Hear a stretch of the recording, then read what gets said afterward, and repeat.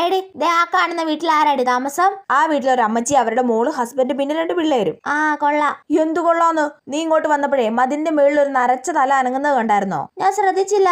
അതാ അമ്മച്ചി ഈ വീട്ടിലോട്ട് ഒളിഞ്ഞു നോക്കുന്നതാ. ഇവിടെ ആരൊക്കെ വരുന്നുണ്ട്, ഞങ്ങൾ എന്തൊക്കെ തിന്നാൻ വാങ്ങിച്ചോണ്ട് വരുന്നുണ്ട്, അതെല്ലാം ആ മതിലിലൂടെ ഇങ്ങോട്ട് നോക്കി കണ്ടുപിടിക്കും. എടി ഭയങ്കര അമ്മച്ചി.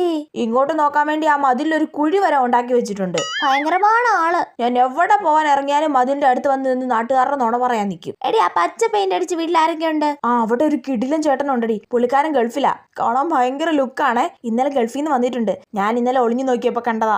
എടി ഭയങ്കരി, നീ ഇവിടെ നിന്നാണല്ലേ അമ്മച്ചിയെ പോലെ എല്ലാം കണ്ടുപിടിക്കുന്നേ? പിന്നല്ല. പിള്ളേരെ വാ, വന്ന് ചായ കുടിക്ക്. ആ ബാടി, ചായ കുടിക്കാം. ആ ഓക്കെ. ഇന്നാ മോളെ, ഈ ഈന്തപ്പഴം ഒക്കെ കഴിക്ക്. ഇതെവിടുന്ന അമ്മ ഈന്തപ്പഴം?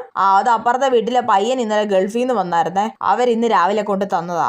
അതേത് പയ്യൻ? എനിക്ക് അറിഞ്ഞൂടല്ലോ. എടി അഭിനയ സിംഹമേ.